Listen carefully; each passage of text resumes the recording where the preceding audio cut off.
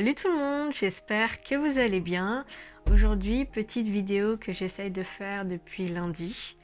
Je n'y arrive pas, après j'ai une baisse de morale, après ça revient, après je me demande mais pourquoi je fais tout ça, je me demande est-ce que ma chaîne est utile, est-ce que ce que je dis est utile, est-ce que j'apporte quelque chose à quelqu'un, et après j'ai envie de tout arrêter, et après il y a quelqu'un qui s'abonne. Et après, je me dis, bah, peut-être que ça intéresse certaines personnes, ce que je propose comme contenu, parce que je n'ai rien d'exceptionnel, parce que je vous montre pas Saint-Tropez, parce que je suis pas en train de, vous, de vous montrer me filmant aux Seychelles. Pourquoi les gens s'intéressent à ma chaîne? Vous êtes peu nombreux, mais pourtant, je me demande toujours si ce que je peux vous apporter vous est utile. Si c'est pas utile, parce que moi je me vois pas faire du divertissement, je me vois pas faire des affairages, genre parler des autres. Si c'est pas derrière quelque chose qu'on peut apprendre, qui nous sert ou je ne sais quoi, si c'est juste pour vous faire rigoler ou juste pour vous soulager dans votre ego en vous disant que bah tiens elle est beaucoup plus dans la merde que vous, je veux pas le faire. Je veux pas faire du contenu juste pour occuper les gens. Je veux que ça serve. Donc je me suis donné cet objectif en créant cette chaîne. Et finalement, à chaque fois, je suis en proie au doute. À chaque fois, je suis en train de me demander, est-ce que ça apporte quelque chose à quelqu'un? Est-ce que ce que je dis est utile? Est-ce que ça informe? Est-ce que, je sais pas, est-ce que ça vous aide? Je suis toujours quelqu'un qui se remet en question. Même par exemple, si je suis en conflit avec quelqu'un. Ou même si je suis pas d'accord avec quelqu'un, je vais toujours être la première personne à me remettre en question. Par exemple, je vais me dire, mais qu'est-ce que tu as fait de mal? Peut-être que tu n'aurais pas dû agir comme ça. Peut-être que tu as dit ou je sais pas. Je suis toujours la première à mettre ma tête pour, pour qu'on me zigouille. Parce que je me dis, s'il y a un problème, c'est toi, Sophia, le problème. Alors que je suis comme tout le monde, j'ai des émotions, je peux avoir mes torts, comme la personne. Mais pourquoi c'est toujours toi qui te remets en question quand la personne pense avoir bien fait par rapport à son comportement? Et c'est pareil pour tout finalement, pour toutes mes relations. Je me dis toujours qu'il y a quelque chose que j'ai mal fait et j'oublie que peut-être que la personne a mal fait également vis-à-vis de moi. Même en amitié par exemple, moi je suis très loyale, et ben t'as des personnes qui vont te faire du mal, peut-être pas volontairement, mais qui vont jamais se remettre en question en se disant ouais c'est vrai que j'aurais pas dû te dire ça, ou j'aurais pas dû faire ça, ou je me suis trompée, je m'excuse. Non, ils vont rester dans leur coin en se disant non mais de toute manière euh, j'ai fait ce que j'ai fait, on peut pas retourner en arrière, donc ça sert à rien les excuses.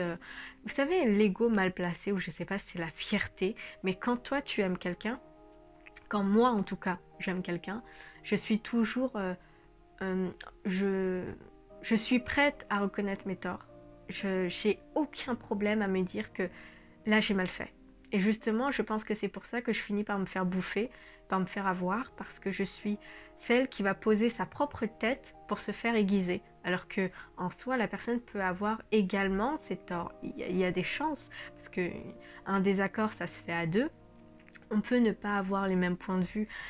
On n'est pas obligé de chercher un coupable, mais on peut se remettre en question en se disant ok, j'ai mal fait ou j'ai mal compris, mais toi, qu'est-ce que tu as compris? Peut-être que ce que tu as compris également, c'est pas tant pour se partager la balle que pour se dire, pour avoir un désaccord, pour avoir une dispute ou pour avoir un conflit, il faut être deux, donc je peux pas tout mettre sur moi. C'est pareil en relation. Je fais des mauvais choix, effectivement. Euh, je dois essayer de voir ce qui ne va pas et pourquoi je ne choisis que des gens qui ne me correspondent pas, ou pourquoi je n'arrive pas à voir finalement pourquoi ce sont des personnes qui ne me veulent pas du bien forcément et qui sont là pour leur intérêt. Et à un moment je me dis ok Sophia, s'il y a quelque chose qui ne va pas, c'est par rapport à toi premièrement parce que tu les acceptes dans ta vie. C'est vrai que je fais ma désespérée, parce que un exemple tout simple. Hier, j'ai écouté un contenu et, et ça racontait que il y a cet homme qui était avec une femme et cette femme acceptait tout, mais tout, tout, tout, tout, tout. Elle était prête à tout pardonner, tout ça pour ne pas le froisser, tout ça pour qu'il soit bien. Elle pensait faire bien, d'accord? Et elle pensait que en faisant, en tout acceptant, cet homme allait la garder auprès de lui en se disant c'est une femme merveilleuse qui est prête à tout faire pour moi. Alors que lui, ce qu'il s'est dit, c'est si elle est prête à tout accepter, c'est qu'elle ne me veut pas du bien. Parce qu'il y a des comportements où il faut freiner. L'être humain, il faut toujours... C'est comme ça. On est des êtres d'excès. Il faut toujours... C'est pour ça qu'on a besoin de règles, en réalité. Parce qu'on a besoin de savoir qu'il y a des choses qu'il ne faut pas faire. Il y a des... Il faut pas exagérer. Il y a des comportements où je sais pas comment dire ça. C'est... On vit tout ensemble. On est obligé de se respecter. Et on est obligé d'avoir des règles pour soi et pour les autres. Ça délimite aussi l'intimité des gens. Et on ne peut pas pousser le bouchon. On ne peut pas tout accepter en se disant parce que je l'aime, je suis prête à le ramasser par terre, à pardonner ses conneries, ainsi de suite. Donc il y a des limites, mais en fait, son raisonnement à lui, quand elle se disait je l'aime et c'est pour ça que j'accepte tout ça, lui il se disait mais en fait elle ne m'aime pas parce que sinon elle m'aurait mise des limites, elle m'aurait dit d'arrêter d'abuser d'elle, d'abuser de son temps, d'abuser de son amour. Et comme elle l'a pas fait, je sais que si demain je vais pour me noyer, elle va pas m'arrêter. Mais par contre, elle va aller me repêcher. Mais ça sera déjà trop tard. Et je me suis bien reconnue dans ce genre de comportement de la fille qui accepte tout, alors que pourtant je suis une fille qui gueule bien, mais je suis toujours prête à me dire bon vas-y c'est pas grave, ou il a pas fait exprès, ou non, non. En fait il y a des choses auxquelles il faut savoir dire non, il faut pas tout accepter, et même en amitié c'est la même chose, mais j'irai même plus loin, avec les membres de notre famille, c'est là où il faut freiner, très sincèrement. On sait que on peut blesser involontairement et volontairement, ok? Nous sommes des êtres humains, on ne peut pas tout savoir, on ne peut pas savoir forcément quel impact aura notre comportement ou nos paroles. Mais à partir du moment où la personne nous dit « tu m'as blessé, ce que tu as fait m'a blessé », si on aime cette personne, on s'excuse.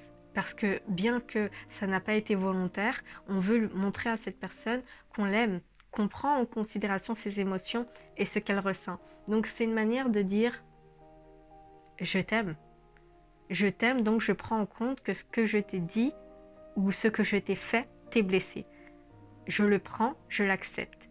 Ce n'était pas volontaire, mais je t'aime, donc je m'excuse. Donc pour moi, c'est une forme d'amour, dite différemment que par le je t'aime. Et tu as des membres de la famille qui abusent, qui ont des comportements abusifs, d'accord? Ce parent qui va passer son temps à mal parler de son enfant, ou penser qu'il lui fait rentrer quoi dans la tête. Ce frère ou cette sœur qui va abuser de vous en vous faisant subir son comportement parfois très malsain. D'accord? Et même quand vous lui dites arrête, il y a des limites, il y a ça, il faut pas dire ça, tu me blesses en faisant ça, etc. Cette personne recommence maintes et maintes fois. À un moment donné, on est obligé de s'éloigner. Ça ne veut pas dire qu'on n'aime pas la personne, ça veut simplement dire que on a des limites nous-mêmes, qu'on ne peut pas tout accepter parce qu'on est frères et sœurs. J'ai des émotions. Si je te dis que ça me blesse, arrête de le faire. Parce que quelque part, tu me nuis. Tu nuis à la personne que je suis. Si tu me fais mal mentalement, si tu me fais mal physiquement, je ne peux pas continuer de me laisser faire. Parce que sinon, ça traduirait que je ne m'aime pas. Que j'accepte qu'on me piétine, qu'on me crache dessus, qu'on me fasse mal, qu'on me torture et tout consort. Donc, Et à des personnes, la seule manière de leur faire comprendre qu'on n'est pas des merdes, c'est de s'éloigner. C'est de leur dire, écoutez, ça, c'était la fois de trop. Stop, j'arrête. On est des frères et sœurs, je veux bien avoir l'apparence, qu'on s'entende bien, etc. Mais pour la 100e fois où tu vas encore recommencer ce comportement, je préfère, pour mon bien-être, m'éloigner de toi. Parfois c'est pas dit, parfois c'est fait. Moi je l'ai fait et aujourd'hui je suis bien. Mais le problème, comme je le disais au début, c'est que comme je suis en proie au doute, je vais toujours remettre en question mon comportement. On a beau me salir, me piétiner, me rabaisser, me traiter comme une merde, comme une éponge auquel on vient de... Bref, vous avez compris. Je suis toujours celle qui va se dire « Ouais, mais peut-être que tu l'as cherché, peut-être que tu l'as mérité, peut-être... » Attends, Sophia. À quel moment tu l'as mérité? À quel moment tu l'as mérité? Tu l'as pas mérité. Si la personne te traite comme ça, c'est parce qu'elle a aucune considération. Et ça, il faut le comprendre. Donc, on ne peut pas, à un stade, donner l'excuse à la personne, elle n'a pas fait exprès. C'est pas possible parce que c'est pas la première fois. Ça doit faire la 100e fois, voire ça doit faire la... Il s'est passé 1000 fois la même chose avant que je dise stop. Et durant ces 1000 fois, la personne n'a pas arrêté. Et moi, en tant que personne, je devrais accepter encore qu'on me traite comme ça. Je devrais encore pardonner. Je devrais encore faire comme si tout se passe bien. Cette personne me fait du bien, or c'est faux. On peut s'aimer, se détruire. On peut s'aimer et ne pas se remettre en question par ce comportement ou le fait de mal agir en fait. Mais ça, c'est surtout entre les frères et sœurs et aussi par les parents. On n'ose pas dire à la personne « Je peux pas tout accepter. Donc c'est où tu te comportes bien avec moi. Même si tu es quelqu'un de ma famille, même si tu es un de mes parents, je suis une personne, ok? Tu m'as peut-être sorti de ton ventre ou tu m'as pas sorti de ton ventre, tu m'as tout donné, mais respecte-moi. Je dois pas accepter que tu me traînes dans la boue constamment parce que tu m'as donné à manger. Je ne peux pas le justifier.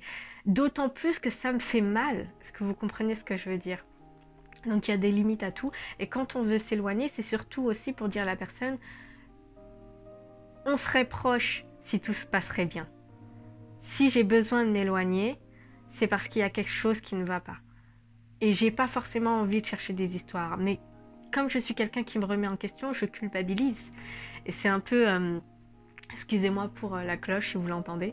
Et c'est un peu ce côté que je n'aime pas chez moi, le fait de me culpabiliser par rapport à mon comportement, cette remise en question permanente en fait, sur est-ce que tu fais bien? En quoi je ne ferais pas bien parce que je me passe en premier. Je m'empêche de sombrer en m'éloignant des personnes qui me font mal. Donc en quoi je fais mal? Si je donne pas de nouvelles et que la personne n'en donne pas non plus, c'est moi qui vais me dire mais en fait pourquoi tu n'appelles pas?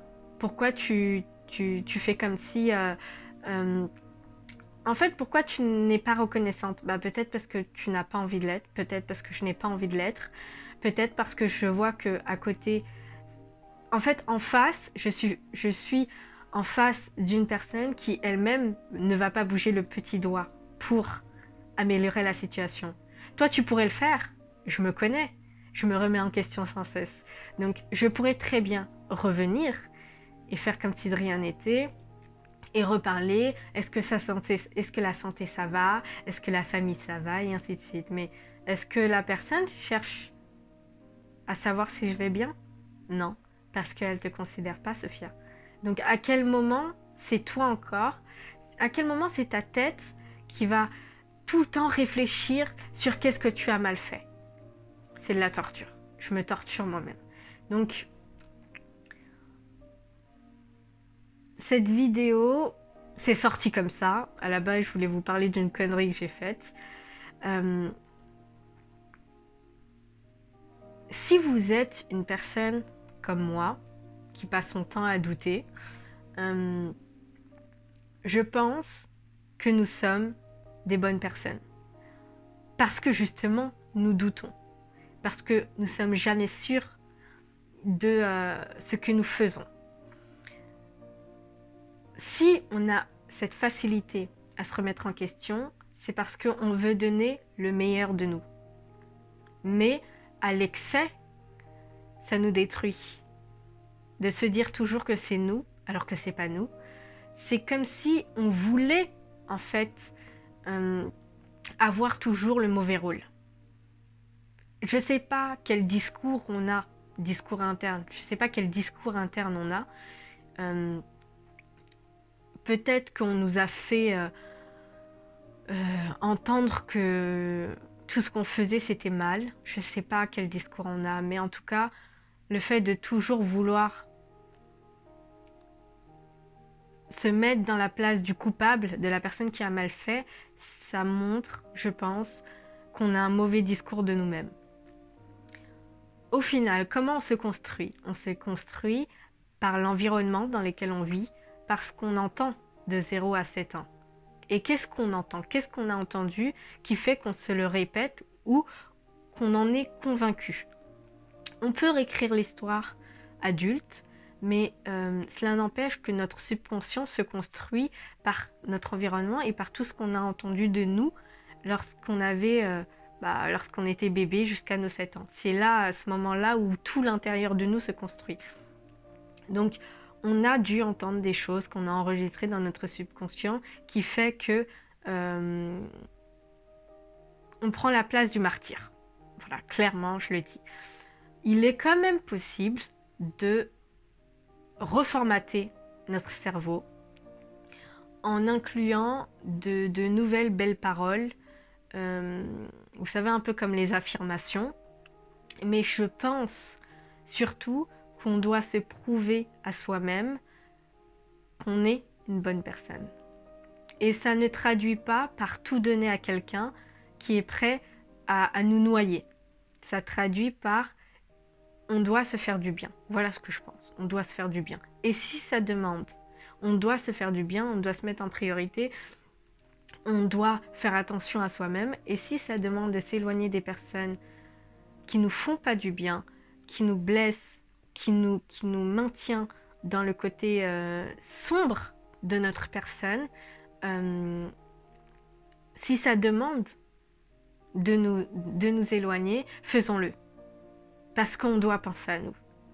Là, ce mois d'août, j'ai pas été en famille, je suis restée tous les 3 semaines à la maison. D'ailleurs, je reprends le travail lundi 23. J'ai un petit peu cette angoisse. Et en plus, j'ai même rêvé que je me faisais virer. Donc, j'ai un peu cette angoisse de reprendre le travail, qu'on me mette la pression parce que je déteste avoir la pression. Mais enfin bref, j'ai passé ces 3 semaines où je suis pas partie en vacances, c'est pas très grave. Ces 3 semaines où je suis restée qu'avec moi. Je suis restée toute seule. Et si j'avais besoin de sortir, je sortais un petit peu me promener. Sinon, je restais à la maison, je réfléchissais, je restais entre moi, je restais dans le silence. Et ça m'a fait du bien. Et après, j'ai ma sœur, hier, qui m'a envoyé un message. Tu me manques, t'es la seule personne que je n'ai pas vue, entre tous les frères et sœurs, etc. Et on s'est envoyé des émoticônes, parce qu'on est... on se donne beaucoup d'amour, d'accord? J'ai une autre sœur, j'ai plein de sœurs, hein, je vous parle, mais j'ai plein de sœurs. Et quand elle m'a dit ça, je me suis dit, ouais, tu sais pourquoi t'es restée toute seule ce mois d'août? Parce que t'avais besoin de te retrouver toute seule. Et tu vas pas aller la voir juste parce qu'elle a envie de te voir. Il faut que toi aussi, tu te demandes, est-ce que tu as envie de revoir quelqu'un là tout de suite? Est-ce que c'est ton mood du moment? Parce que moi, je suis quelqu'un de très introverti et quand j'ai besoin de solitude comme ça, je peux... en fait, c'est plus qu'une... c'est plus qu'une nécessité, c'est un besoin vital de rester comme ça, toute seule dans mon monde pendant un temps pour retrouver de l'énergie, pour purifier à l'intérieur de moi. Je sais pas comment vous expliquer. Ça, c'est des gens qui sont beaucoup seuls, qui comprennent. C'est des gens qui sont seuls et qui ont décidé d'être seuls. C'est pas ceux où c'est subi, qui subissent leur solitude, c'est ceux qui ont besoin de se retrouver. Parce que, je l'avais dit dans une vidéo, mais je suis une éponge qui absorbe les émotions. Je sais quand quelqu'un ne va pas bien. Et quand je suis dans la même pièce que ces personnes-là, c'est des émotions qu'eux ne veulent pas ressentir et moi je ressens. Et ça me... Quand c'est trop pour moi, parce que la personne n'essaye pas de s'en sortir, je sais que je dois aller dans une pièce où il n'y a que moi. Parce que ça en devient lourd, ça en devient pesant. Voilà.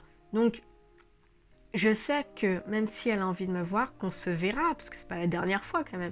Mais j'ai pris ce temps-là pour moi, parce que j'avais besoin d'être seule. Surtout après ce qui s'était passé avec mon ex, et tout plein de choses aussi. J'étais vraiment remise en question sur ma vie, sur ce que je fais pas. J'ai envie de sortir de tout ça. J'ai envie de faire quelque chose que j'aime. J'ai envie de faire quelque chose qui a du sens. Je suis tout le temps en train de me remettre en question. T'as pas de diplôme, t'as pas de compétences, t'as pas de ci, c'est pour ça que t'as pas de mec. Dans ma tête, ça fuse, ça fuse. C'est une torture par moment. Et ben, j'ai besoin de me recentrer sur moi et de me dire, souffle, souffle, Sophia. Il y a des problèmes, dans le monde c'est le chaos, ok, mais tu peux pas prendre les émotions de tout le monde quand toi-même t'essayes de gérer les tiennes. Donc elle a envie de me voir, et j'ai envie de la voir, mais pas pour l'instant. Parce que j'ai besoin de ce moment. C'est les derniers jours avant de reprendre le travail. L'amour de nos proches, on en a besoin. Mais il faut avant tout se connaître. Parce qu'on ne peut pas tout accepter, comme je vous ai dit, par amour. Je sais que je me suis mis en priorité. Parce que j'aurais pu lui dire, bah, je viendrai te voir. En fait, j'en ai juste pas envie. C'est pas que je l'aime pas, c'est que j'ai ce besoin encore un petit peu de temps de rester entre moi. Entre moi-même. Donc, on n'est pas parfait, ok? On n'a pas une vie extraordinaire. Je ne propose pas du contenu où je vous montre que je suis à Ibiza, je fais la fête, non. Je suis plutôt une personne lambda qui essaie de se construire, d'accord? Après tout ce qu'elle a vécu. Pourtant, quand je dis ça, j'ai l'impression d'avoir vécu énormément de choses, alors que j'ai pas tout vécu, d'accord? Mais j'ai suffisamment vécu pour que ça laisse des traces, d'accord? Que ça laisse des traces en moi. Et aujourd'hui, je fonctionne, en fait, j'avance, j'essaye d'avancer, j'essaye de me construire avec tout ça, tous ces bagages que j'ai. Je ne peux pas les ignorer. J'ai des tares, j'ai des défauts, je suis pas la meilleure personne, mais quand je tombe sur quelqu'un qui me fait du mal, je sais pas comment dire ça, je me dis, ouais, est-ce que je l'ai mérité? Et du coup, c'est comme si toutes les plaies ne faisaient que s'ouvrir. Tu les fermes, ça s'ouvre. Tu les fermes, ça s'ouvre. Tu les fermes, ça s'ouvre. Et c'en est fatigant. Comme je le dis, il y a des personnes qui blessent, qui n'en ont pas conscience. Mais quand on peut éviter, parce qu'on a tous ce côté mal et ce côté bien, je pense, en nous, et on peut décider de faire du bien aux autres, ou de limiter notre comportement, notre mauvais comportement. Il y a des gens qu'on ne devrait jamais rencontrer. Et c'est parce qu'on leur a permis de rentrer dans nos vies qu'aujourd'hui, on bouffe du béton. Voilà, clairement. Donc arrêtons de le faire. Je parle surtout pour moi. Mais si vous êtes une personne qui réfléchit trop, comme moi, qui se remet sans cesse en question, arrêtez de vous torturer. Je pense vraiment qu'on n'est pas des mauvaises personnes. Que ce soit notre famille, que ce soit notre frère et soeur, que ce soit nos copains, nos amis, s'ils ont décidé de nous faire du mal, c'était indépendamment de nous. C'est-à-dire qu'on ne l'a pas forcément cherché. Par contre, il y a quelque chose, c'est qu'on l'a accepté. Et ça, c'est un problème. Si on tombe sur les mauvaises personnes, c'est peut-être qu'on leur a accordé En fait, on leur a donné du temps alors qu'on n'avait pas du temps à leur donner. On leur a donné de l'attention, on n'avait pas à le faire. Parce que eux, en retour, ne nous l'ont pas donné. On le sait, on se sait, d'accord? Quand on donne quelque chose à quelqu'un, je me dis pas, ah, j'attends qu'il me donne avant de donner. Non, je suis celle qui va tout donner et après, je vais me dire, ok, bon, bah maintenant que je suis vidée, qu'est-ce que je fais? Bah rien, t'as plus rien. Qu'est-ce que tu veux donner d'autre? Et ça m'a fait vraiment cette histoire de la fille qui donne tout et qui accepte tout, c'est vraiment moi. C'est vraiment... tu peux donner même ton âme. Pourquoi? Pour qui? Pour faire quoi? Garde-le, garde-le, ok? Cette personne n'est pas là forcément pour penser à toi, pour améliorer ta vie ou pour te donner un peu d'amour.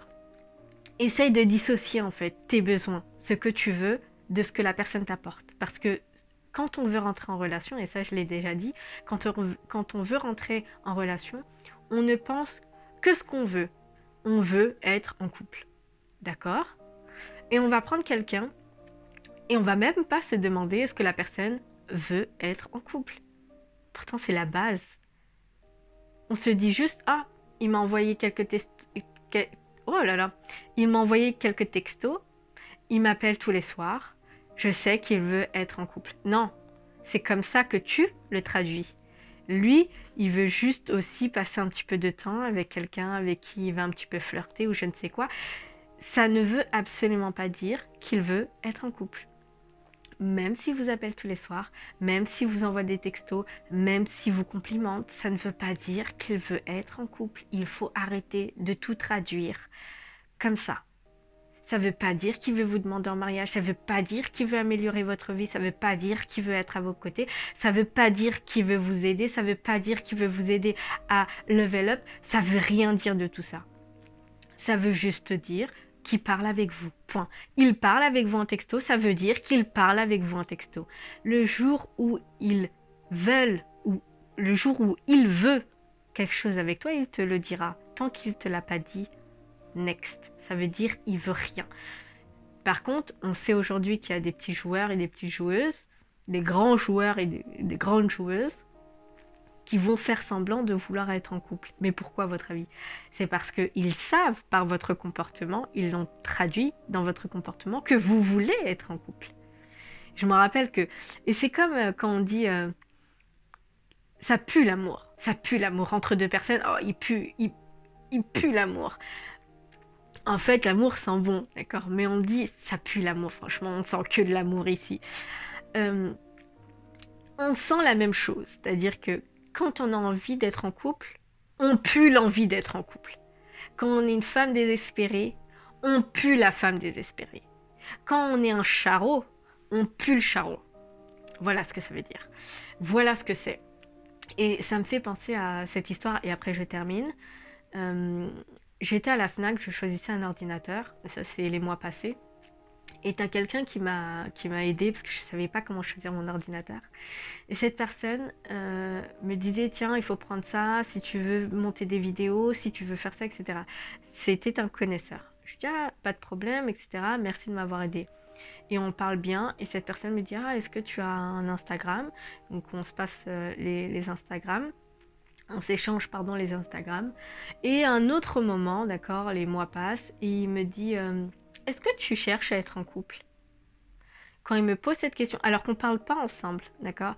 On s'est échangé les Instagram, on a échangé par rapport au logiciel parce que je devais installer telle chose, je devais faire des choses. En fait, je ne suis pas forte en informatique et il m'a donné un coup de pouce. Donc quand j'avais des questions à me poser, parce qu'il s'est très, très gentiment proposé de m'aider, quand j'avais des questions par rapport à l'ordinateur ou à un logiciel que je voulais poser, je lui envoyais un message sur Instagram et il me répondait. Donc, c'est les seules fois où on a échangé. Et à un moment, il me dit, est-ce que je peux avoir ton numéro? Je lui dis, d'accord. Et là, il me dit par texto, est-ce que tu veux être en couple? Et c'est là où je... Pensez-y, quand on a envie d'être en couple, on pue l'envie d'être en couple. Donc, il m'envoie et je lui dis, qu'est-ce que c'est pour toi être en couple? Et il me dit, bah, c'est deux personnes qui sont ensemble. J'ai regardé le texto. Et je me suis dit, d'accord, ok, pour ta définition. J'ai dit, ok, d'accord, pour cette définition. Euh, pourquoi être en couple? Pourquoi tu me demandes si j'ai envie d'être en couple? Et là, il commence à rentrer dans ses discours, c'est toujours par texto, hein.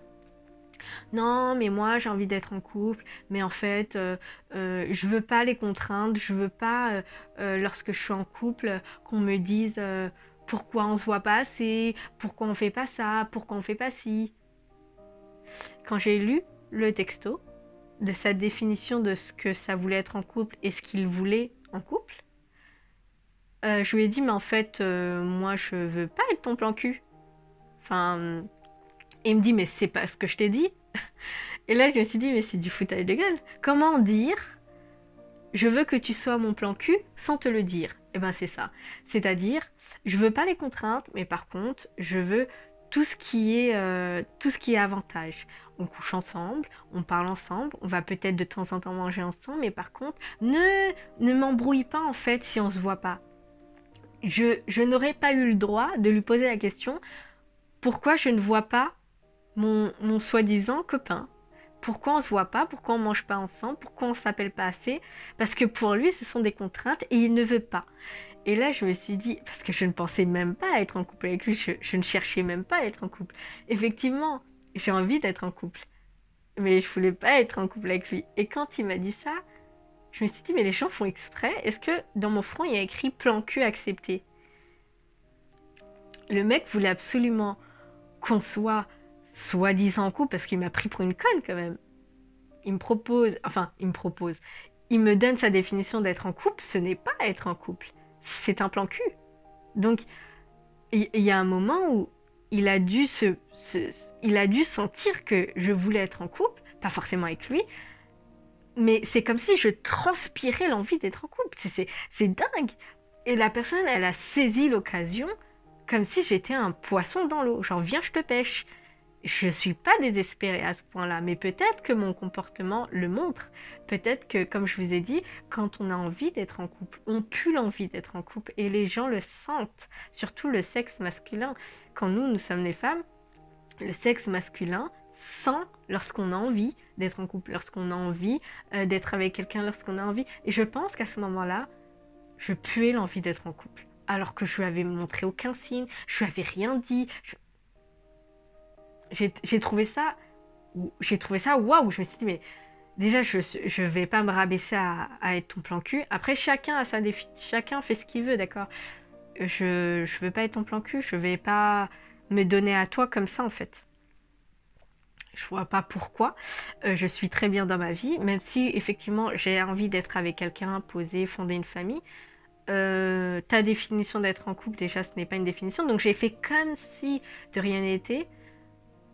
Et j'ai fait, ah d'accord et tout. Plus jamais, j'ai supprimé son numéro, les amis.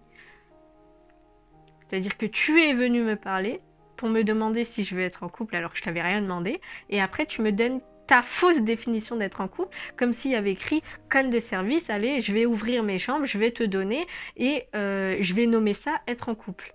Va te faire foutre en fait. Donc, tout ça pour dire, parce que la vidéo elle commence à être trop longue, je pense que quand on a envie d'être en couple, on pue l'envie d'être en couple. Quand on est désespéré, qu'on n'a pas confiance en nous, on pue le manque de confiance. Le manque de confiance en soi, on pue la difficulté, ou on pue la peine, ou on pue ce côté désespéré qui ressort de nous. C'est comme si notre aura, notre énergie qui nous entoure, parlait à notre place. On n'a pas besoin de parler, on n'a pas besoin de mimer, mais notre énergie, c'est cette énergie qu'il faut purifier, je pense, nous trahit. Comme on dit, le verbal, c'est pas seulement parler, c'est aussi les expressions du corps, c'est les expressions du visage, c'est la manière dont on se tient, et je pense que c'est aussi l'énergie qu'on renvoie. Voilà. Donc voilà, si vous êtes quelqu'un qui culpabilise trop comme moi, nous ne sommes pas des mauvaises personnes. Voilà. Tu veux pas me contacter, je ne veux pas te contacter. Il n'y a aucun problème. mais on doit s'aimer et arrêter de vouloir toujours être sur la guillotine. On mérite de vivre, on mérite d'être heureuse, on mérite quelqu'un qui nous fasse du bien. Je pense qu'on a tous une raison de vivre ou une raison par rapport à ce qu'on a vécu, je ne sais pas comment dire ça, et que grâce à ce qu'on a vécu quelque part, on peut apporter quelque chose à quelqu'un. Peut-être peut-être une solution, peut-être une compréhension, parce qu'on a déjà vécu, parce qu'on a compris quelque chose, parce qu'on le transmet. Je pense que ma chaîne peut être utile et je suis obligée de m'en convaincre parce que si je m'en convainc pas, j'arrête de faire ce que je fais. Alors que mon but, c'est quand même d'apporter quelque chose à quelqu'un, c'est pas d'être célèbre, c'est pas d'être au devant de la scène, je m'en fous que les gens me connaissent ou pas. Mais je veux juste me dire, si demain je meurs, j'ai aidé quelqu'un, j'ai fait quelque chose, ça a apporté quelque chose à quelqu'un. C'est toute l'essence de ma vie. Je sais pas vous dire, si je fais pas quelque chose dans ce sens-là, je commence à déprimer. Ah, regarde, je commence à me comparer. Un tel a vécu ça, regarde, elle apporte quelque chose aux gens. Et toi, Sophia, qu'est-ce que tu apportes aux autres? Tu restes là, reclus dans ta vie, t'aides personne, tu tends la main à personne, tu peux pas vivre que pour toi. Je suis pas comme ça. Donc, voilà, c'est ce que je veux faire à travers mes vidéos. Je vous fais de gros bisous. N'oubliez pas de vous abonner et surtout de liker. Bye bye!